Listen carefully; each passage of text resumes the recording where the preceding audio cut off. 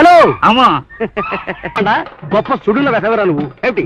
ఇందాకే కళ్ళు మీద గుండె చల్లుమనేలా పాట రాశాను తుపాకీలో ఏముంటుంది ఇది హీరో పాడతాడు గుండుంటుంది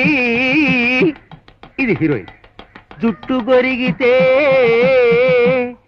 ఏమవుతుంది గుండవుతుంది గుండు చెంబులోంచి చెంబు తీస్తే